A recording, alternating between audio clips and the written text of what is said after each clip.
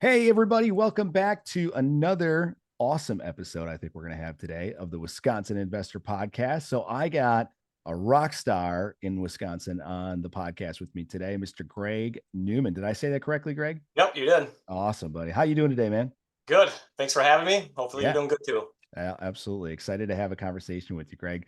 I guess for the audience, let's jump right in and dive into it. Give everybody a little background on who are you, Greg, and how did you get into this whole crazy real estate game?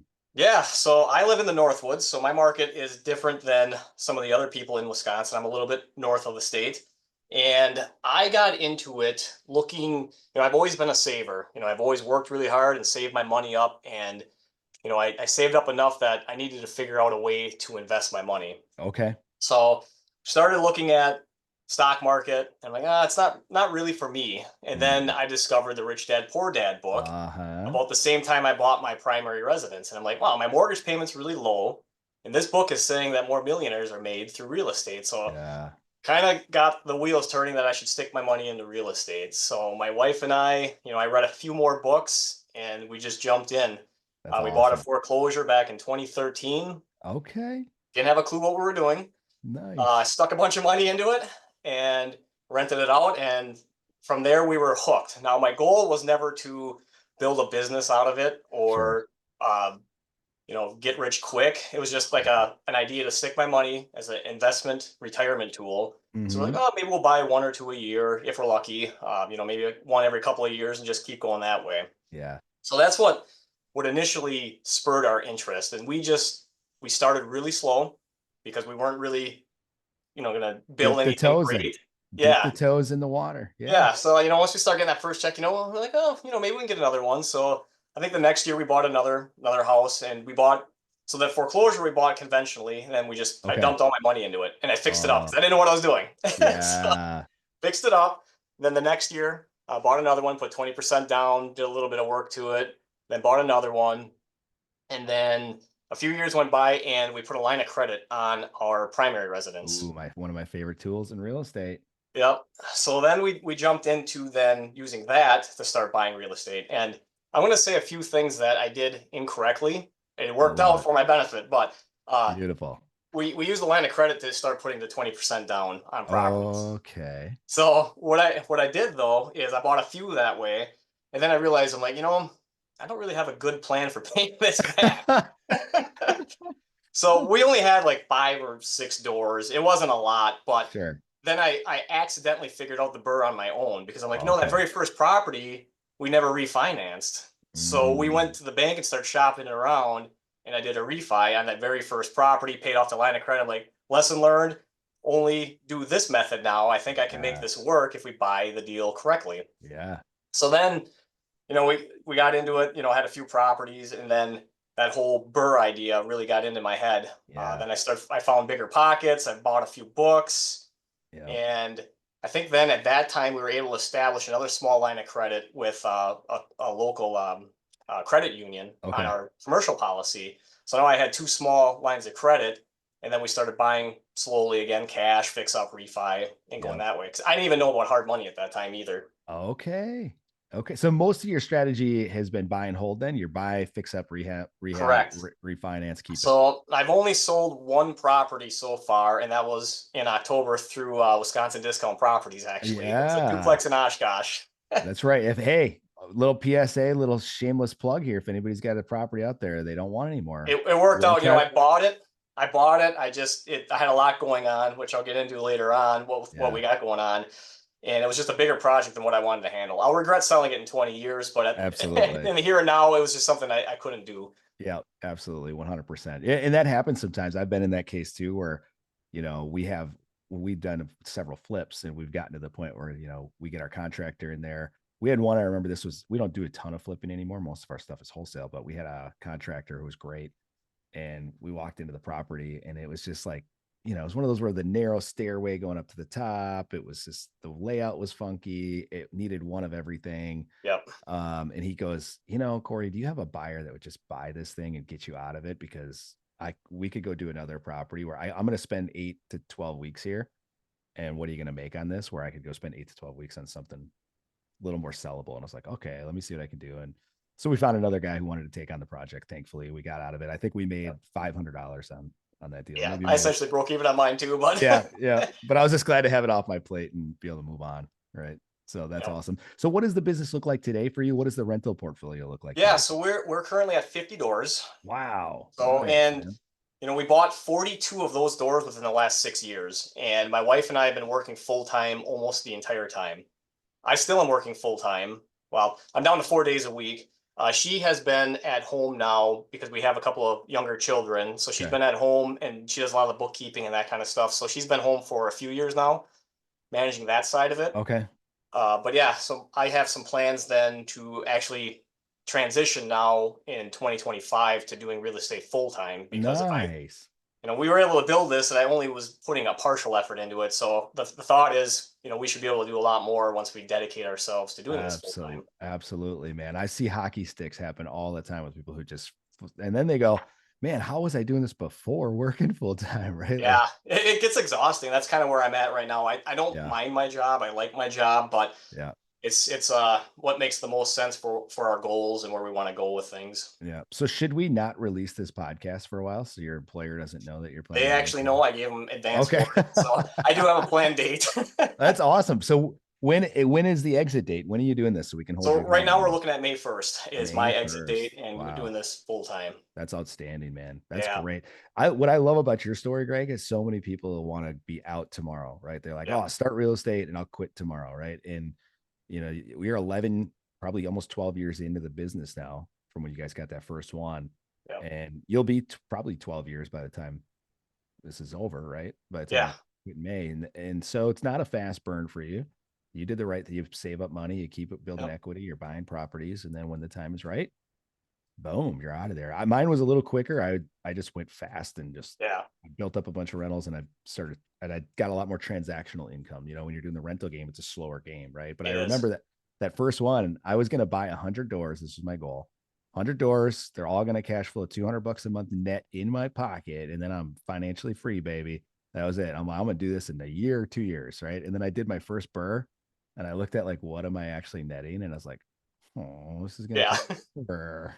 Well, now I'm glad I did because like the equity buildup was insane. I just supplemented it with transactional income with flips and wholesales to speed yep. up the process a little bit. But I love what you're doing, man. Just this, slow and steady wins the race, right? Yep, and it's just been my wife and I. It's just her and I partnership. We do everything. I've only taken out one hard money loan on one property. Otherwise, we've financed everything on our own. Wow. When We've you got say on your own, what do you mean by that on your own? Like, and the so lines either of the credit, I money, know, but so either the money we've saved or through our personal lines of credit, okay. our against our rental portfolio. So today I have actually three lines of credit. I'm Nice. actually looking to try to establish another one because we have a tremendous amount of even debt equity that I'm not Yeah. even tapped into yet. So I mean, Yeah. we can buy a lot of projects if we want. Yeah. I'm being a little more choosy right now just because prices are elevated. Rehab is still up there a little bit, Hmm. Hmm. and we have some other things going on right now that we're building within our business. That's awesome. So I'm assuming you guys are using some kind of other primary lender though, like a commercial bank or community bank or something for the first position loan. Yeah, so I've Okay. used my local credit union a lot, but Okay. when interest rates really spiked, it wasn't really making sense anymore. So I have another commercial lender in the area that I've been working with, but it's all adjustable rate stuff. Okay. So I've Okay. done a few DSCR loans, and Okay. I've documented a few that I've worked with now. Some of the issues with the DSCR is the minimum loan amount. My area, I'm up in the Northwoods. Real estate Okay. values are not as high, and they usually want $100,000, $75,000 minimum Ah, loan amount. Sometimes it's a stretch for me to hit that and still cash flow. So that's one of the sure. challenges I'm still having. I got you. Okay. Now let's talk a little bit about your use of the DSCR loan because I think we've talked about it on a previous episode. I think when I had Tony BRRRR on here. So for those of you guys who didn't hear that episode, if you want to hear about financing and money options, go back and listen to that episode. But just for those that are listening now, DSCR means debt service coverage ratio. Greg, can you just explain how, like, just some of the basic terms of like what somebody would need to do to qualify for this? And I think one of the benefits is if you're self-employed, like what you're looking to go do to become self-employed, they don't do any kind of income verification on it. So it's Yeah. great for So self-employed people. Every DSCR lender is a little bit different. They might have some seasoning requirement. I found some that don't, depending on if you hit certain criteria, and some that are 6 months. But typically, what they'll do is they'll look at the income of the property. Okay. And again, they have different criteria. Some of them want you to have tenants in place with leases. Some of them want, if it's a duplex, one tenant in place, and then they'll take a percentage of what you're trying to rent the vacant unit for. So they're all not the same, but that's essentially kind of what they're looking at, is just the performance of the property itself, Yep. and then generate the loan based off of that. Yeah. What kind of ratios are you hearing when you're looking at these? What kind of ratios are they looking at for a minimum on the 1 to 1.2. Okay. So those of you guys that don't understand what that means basically is if you're getting $1,000 a month for rent, a 1.0 ratio means they want to see your principal, interest, taxes, and insurance at $1,000 or less. And that would be a 1.0 ratio, essentially. Awesome, man. Well, that's good. So you've opened up some other avenues for financing here. You're getting a little bit scrappy. You've got now equity because you've had the time machine working in your favor, it sounds like, which has allowed you to start to unlock some cool things. What does the future look like besides the retirement? When you retire, what are you going to do with all your time, Greg? Well, we want to get into more real estate. I want to build up a nice portfolio. I want, my next milestones are like 75 and 100 doors. Sweet. We want to work on our systems and potentially take that out of state. So we got a few different retirement type idea states that we want to start investing into, and then potentially become snowbirds when our kids are out of school. Yeah, Type of buddy. thing. Yeah. And then the other exciting thing that we decided to do was we surrounded ourselves with some really fantastic people that Nice. helped us get into some self-management, actually. Okay.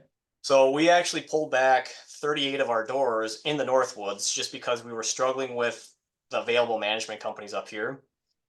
And as of December 1st, we took those doors back. So my wife had a Wow. big part in that, and some of the people that have been helping us along the way had a huge part of helping us stay organized, focused, find the right sources for the legal docs, and getting our contractors organized, going through all the different softwares that are available. So we definitely have all of our operating procedures in place. We got the software in place, contractors in place, and so far it's been a smooth transition for the most part. It was messy, the ledgers coming in from the management company, because that was one of the main reasons why we had to change. Okay. The accounting side was becoming a mess. I can't imagine. So I don't do any business up in the Northwoods. I can't imagine there's a lot of really big property management companies up there that are too sophisticated, or am I off on that? There's not a lot to choose from, and essentially we went through the two major ones that were in the area, and they just, what they were doing and what we want to do, they just didn't align that well. Sure. And unfortunately, the bigger we became, the worse these problems became. Got it. So Got it. Knowing what you know now, I guess just as a general blanket statement, Greg, I always like to get people's opinions on this. I have my own, obviously, but like, what's your opinion on, you've been in the business now for over a decade, starting over again? Would you still recommend somebody brand new starting out to get with property management? Or would you have, if you could unwind it, would you have started managing your own right out of the gates? right off the gate, it can be overwhelming, because actually that's how we started. We went up to 10 doors, Mm, self-management, managing, and we didn't have connections and networks and things like that. And we could not do it. It was way too overwhelming. yeah. So I think my recommendation, if it's not built for everyone, that's for sure. Yeah. Dealing with tenants directly and coordinating repairs and things like that, we actually do enjoy it, but not everybody will. But Yeah. networking would be a huge thing to find the right resources to put in place. Software is also huge. We were doing everything by hand back then too. I mean, Yeah. now all the software integration and the maintenance requests, it's, if you get it set up correctly, and you have people to help you get to those places, it's Sure. not as scary or as bad. Yeah. But it's still, showing a property and the whole vacancy thing, that's still the most time consuming part. You're gonna get a lot of people reaching out, a lot of people that aren't qualified. So it will Yeah. consume time. That's for Yeah. sure. Yeah, for sure. And I love that you answered that, because that's my belief as well, is, when you're starting out, your highest and best use is finding deals and finding money. If Yeah. you do those two things, you're going to be pretty successful. You're going to be able to build at least a meaningful portfolio if that's your goal. If you're Mhm. bogged down with tenants, toilets is the old adage, right? You hear the naysayers when you're like, "Oh, I'm gonna get into real estate." They're like, "Oh, tenants and toilets, go have fun with that," right? Yep. Like, there's truth to it though. You're like, There yeah, there is. if you're self-managing, it does become overwhelming. It does Yeah, become and it uh, just that's takes one tenant that has, a needy tenant that mhm. constantly is reaching out for everything. Yep. So Yeah, it's just we something to do. be prepared for. But my wife and I, we make a good team. She can do all that computer stuff and handle some of the notices and the tenant stuff. I like crunching numbers and deal hunting. That's what I love, and I want to continue to do that. So I think, if you have a situation like my wife and I, we have a good combo approach to this where I can Mhm. still find deals and she can take care of some of that desk work. Yeah. When you started out, Greg, so this was your idea after reading Rich Dad Poor Dad. Was It she on was. board? Was she on board at the time, or did you have to get her to read the book too and She convince No, her? she didn't. I don't know if she actually read it or not, but she's gone along with a lot of my my things. It's been a team thing, and uh, we've learned some hard lessons, and she will remind me of those lessons, which Oh is always yeah. good because I don't look at a loss as a loss if you don't learn something. And I'm buying Uh-huh. myself an education, and Absolutely. we've gotten through every single one of them so far, and I'm going to continue to get through every one. You just try to mitigate what you can, learn your lessons, and never do it again. And Yeah. it's nice to have somebody to remind me Yeah, that for hey, we went sure. down this path. Yeah. Sometimes ignorance is your best friend in this business. I found like sometimes the newest people are like the best people. I see that like in the church too. Like some of the Yeah. newest Christians in our church, they're like just on fire for Jesus, right? Same thing Yep. when you're brand new to real estate, sometimes just taking action and just making quote unquote failures or mistakes is your best way to just get in the game. But like you said, it's not a mistake if you learn from it and you grow up Yeah. from it and you just try not to make that same mistake again. But you're gonna make mistakes if you're taking action. That's what I Absolutely. learned. I'll be making mistakes in 20 years from now. Yeah. So. If you're not, you're probably not stretching yourself far enough and Exactly. really Yep. trying to push yourself far enough. That's great. What were some of the struggles you and your wife had starting out? I had another couple on recently, and I asked them the same question. I'm fascinated by it because my wife and I too started the business together. Yeah. And I think husband and wives are some of the most powerful real estate businesses out there because they Yep. usually complement each other really well, which is why they're married. But there's also usually challenges with that. There's a lot of stress, especially we did everything. Not Okay. only did we try renting them, we were painting them. I was Oof. ripping carpet out. We were doing Oh, flooring. So we were literally doing everything. wow. And I think having those team elements Okay. you don't have to do everything. That's the great thing is even when we're taking back some of our management stuff, our plan is not to do everything. I'm not going to do the house calls, the furnace calls, all that stuff. We want to outsource it and keep the stress levels because there can be a lot of tension sometimes when you're working on a property and we're working day jobs. So we're spending all of our evenings, all of our weekends. And finally, I just said, this isn't making sense. We need to find, good people, good team, Yeah. find contractors. Yep. But that was a big one for us. Yeah. That's kind of the third cog I see with successful investors is they start out, they find deals, they find money, or find money, find deals, Mm, either way. And then once they get that going, then it's finding and building a team, right? So like yeah, get in the game. You're gonna hire some bad people. You're gonna learn from that, right? So on absolutely. and so forth. But as long as you're learning from it and growing from it, then it's like then you can start fine tuning your team and become really efficient and really good at whatever lane you're choosing to hopefully focus on in the real estate world. Because there's a lot of distraction too in real There estate. is. How do you guys stay focused on? Because it sounds like you're pretty much in the long term BRRRR Yep. lane residential. Sounds Yep. like right. So Residential. Yep. So right now everything's triplex or smaller for us out of those okay. 50. And how did you guys decide to stay in that lane for 12 years? I know like entrepreneurial people like yourself, Greg, and like myself, I see all kinds of shiny objects in real estate all Yep. the time. Like I actually stopped listening to Bigger Pockets for a while because Yeah.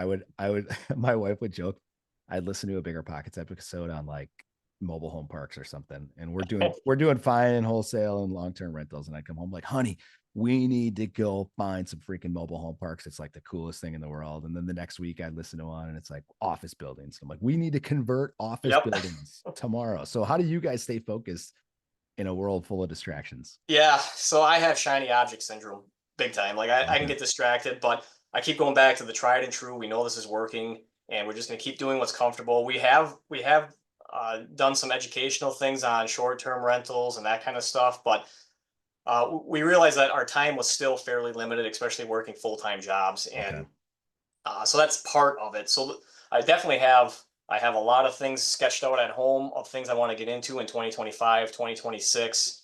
And those are some of the things that we'll actually be able to focus on now and start maybe doing that slow approach again and just getting into something, see what works, and then build on that as we automate. I want to try to automate a little bit better and clean up my systems for, to keep my long-term rental business going and then get Sure. into all these other things at some point, just kind of find the next thing, get that set in place, get the next thing, get that set in place. So that's why we stayed focused. Is we had a goal. We just want to keep building out our long-term portfolio, and without having that extra time, we just couldn't afford to get into those things yet. Yeah, I got it. That makes sense. So you kind of like almost by default, you have to just stay in one lane when you're Pretty working, when much, you're yeah. both working Otherwise, full time and you got work some myself to kids death. and yeah, for sure. That makes sense. You got the guardrails on. So what do you see? Do you think that's going to be a big challenge for you May 1st when you're out on your own in the wilderness of entrepreneur land, of being able to keep the focus Yeah, on the goal?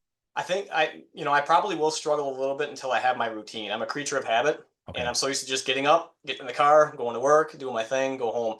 So I have to develop my own routine, and that's what I'm going to start doing here until I'm gone. So I wake up and I do research. I make phone calls. So I have to have that schedule for myself. Otherwise, I will wander around and not get much done. Yeah. That's just Yeah. me by nature. Yeah. That's, I think a lot of entrepreneurs, I think I heard a stat like, and I'm going to make this 90% of stats are made up, right? So, but some crazy number of entrepreneurs are quote unquote ADD, Yeah, like we all have it some, yeah. at some degree, I'm That's my sure. problem too. I got about an hour maybe in me, and I got to get on to something else. Yeah, exactly.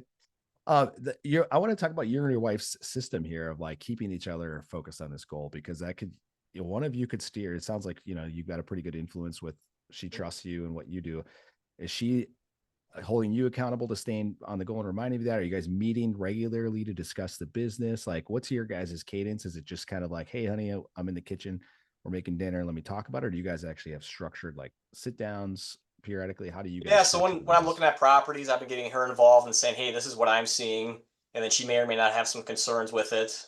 We're going to start developing better KPIs to track our incomes, expenses, and some of our allocations into sub savings accounts, so we can have some of that stuff in place. So I think Good. we will be more regularly meeting. Right now, life's a little hectic with kids stuff and work stuff and church stuff, and so we're not regularly doing some of these things, but I have some of them documented on spreadsheets that we're going to start regularly keeping track of, and plotting our goals, and then also what our role is. For instance, like what my wife's role is in the property management side, what my Mm. role will be. That way, it doesn't become either neither of us do it or both of us are doing it, or Yeah. we're screaming at each other.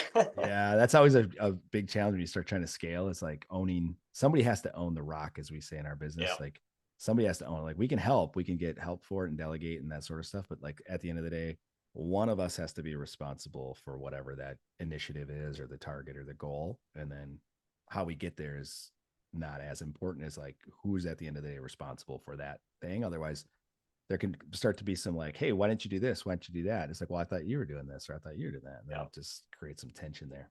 So that's good that you guys have some real. I usually see that with people. If you're still married yeah, and you still have real estate after 12 years, you're doing something right.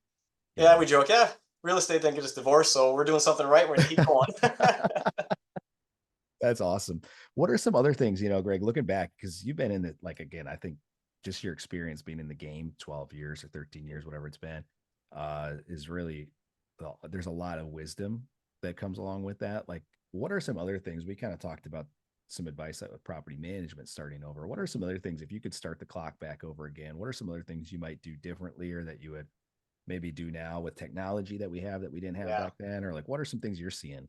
At networking, I was Okay. never a big networker. I kind of stayed isolated and just kind of did things myself. Okay. And my advice to anyone, even my past self, would have been network, trust, find people, get some good teams together, people that you can trust, work with them. You don't have to go full scale with them, and you don't have to be business partners with them, but find these partners, the contractors, the lenders, the anybody that can help you. It's somebody that's experienced in something you don't know, even if you want to learn it. Yep. You don't have to do it, but find these people through networking, through recommendations, through whatever means. So Facebook's a huge one for finding deals, for finding people, Mhm. businesses, all kinds of stuff. So I would say don't try to do everything yourself. You don't need to. It'll stress you out. And I think that's where some people give up and quit, because they try everything after a few doors. They get a bad tenant, bad experience, and they swear it off for life. Yeah, that's very true. And then they end up selling to us at a huge discount. Yep. So don't do that. I Yeah. mean, we want See you it guys to be through. successful in this, right? I Yep. mean, It's plenty of okay to people be a that, little stubborn and just tread through it. That's right. There's plenty of people that aren't going to listen to the podcast and know this. And so they'll sell us their houses at discount. And that's Exactly. okay. Right. Don't be one of those. Right. Right. I'm making a t-shirt for that pretty soon. Like that some way. All right. That's great. Networking. So what are some opportunities? So being in the Northwoods, I don't know much about the Northwoods. For those people who are in the Northwoods that listening to this, or maybe want to invest in the Northwoods, what are some of the networking opportunities that you started to get some value from? Was it a RIA group, or is it Yeah. like how did So you get in connected? in Wausau, which is in the Northwoods here, we have a RIA group that's tied to the statewide RIA group. So I do attend that because it's really our only networking opportunity up here currently. Okay. There's a few people that I've met over the years. I'll meet with them. We have a little meeting, so we just kind of figure out, okay, what are you doing? How can we keep each other accountable? That kind of thing. Yep. And just talking with all other local investors or making friends with some of the realtors in my area. I like to touch base with them occasionally Okay. just to see what's going on in the market. How things are looking, how sales, that kind of thing too. Yep. But there's not as many opportunities up here just because so much stuff is spread out and the city populations aren't nearly as large as other areas. So Sure. it is a little more challenging. But again, the internet, you can network, you can find other groups too. Some of them are available virtually, and there's Okay. other opportunities. Cool. What's been the biggest thing? Because you said that you guys got surrounded with some really good people that really helped you earlier on to be able to take that management back and house. How did that come to be? Was it just showing up regularly to the same meeting? Was there a different type Yeah. of connection? Did you pay for some coaching? Like, talk a little bit about how that Yeah, came to so be. it was actually at a RIA meeting. It was a presenter, and she focused a lot on being organized and developing systems and that kind of thing. So after that meeting, I approached her and said, "Hey, we need." At that time, I didn't know that we were going to do self management. I just knew that we needed help figuring out whatever we need to do because I was feeling like we weren't as organized as I'd like to be. Okay. So we started breaking down, what my wife and my strengths were, what our goals were, some of our current issues. Um, so she got a good feeling for us, Okay. and then she helped us started building systems, and she actually encouraged us to potentially go down the road of self management. And as we started building those systems, we started doing that the middle of this year, Okay. maybe in the spring of this year, middle of this year. And as we started developing the systems and what we wanted to do, we felt more and more confident that yeah, this is what we want to do because we still hadn't made up for sure our mind at that point. But as we started getting into it, then we said, yeah, this is what we want to do. So it was all through networking. And then Facebook, I found somebody because evictions is a big thing too. You don't like them, but it's going to happen. It's a scale game. If you got 50 doors, you're probably going to end up with an eviction. Yeah. So we found somebody to help us do our inspections and eviction process when they Oh. occur. So I found that on Facebook just by posting in one of the RIA groups. Wow, very cool. All right, those are a couple good gold nuggets right there that Greg just gave you guys. Go back and listen to the last 2 minutes there because there was a lot of wisdom in that as far as how to get connected. And then even the systems thing, I think what's important to note is as we're talking here, that's about 6 months that you have work that you guys have put into building the systems and things before you really launched it. So there's some pre-work here. It sounds like that happened before you Yep. guys went ahead and pulled the trigger, right? Yep. We did a lot of prepping and then we got the confidence. And then, we'll go back and we'll tweak our operating procedures and things like that as we need to, as we actually get them live and work through them a few times. But for the most part, it's been smooth. We've Cool. we've had everything that's already could happen. So Yeah, we've yeah. tested them. You tested them. Yeah, you're already battle tested here early Yep. on, making the tweaks. That's great. What's the next evolution of what you guys are doing? Is it adding a hire then down the road to help you guys with the management piece, or what does that look like Yeah, so beyond like just with the adding units? management side, we've built out our operating procedures to be position based. So at some point, we can either bring on a hire or outsource to like a 1099 W-2 type relationship where they manage our system for us and then Okay. give us the reportals that we want. So we haven't fully realized what that's going to look like, but we're building it out to be either somebody else being able to manage our systems under our direction and what we want to see happen. So that's kind of the direction that we're going with this when we're building it out. Awesome. I know a lot of people who are kind of in your guys' shoes as far as on the cusp of like, I'm still doing everything type of thing, but I know I don't want to be doing everything type of thing. They have a lot of fears around hiring somebody like that first W-2 or whatever. Like, do you guys have any of that fear? And what are those fears if you do? Yeah, it's uncharted territory for us. We haven't put a lot of thought into what that would look like. I think everybody's biggest fear when you hire a direct employee is, am I going to make enough money to pay this person? Yeah, for Type of sure. thing. But we haven't put a lot of thought into that yet because we're still tweaking our systems. But we know that that's the direction that eventually we're going to go. I don't know how many doors we'll be at when we actually decide that yes, let's push this off and let somebody else handle this. Yep. But yeah, we're preparing right now for what that's going to look like, but don't have it fully realized yet. Yeah, dude, I think you nailed it with the fear though. I think that was our fear when we were like looking to make our first hire. We had a mentor that was like, "All right, you guys need to hire an assistant now." And we're like, "Oh, like a full time?" They're like, he's like, "Yeah, like hire full time or just start part time." Like, okay, well, let's just start part time. I don't know if we have enough work for them.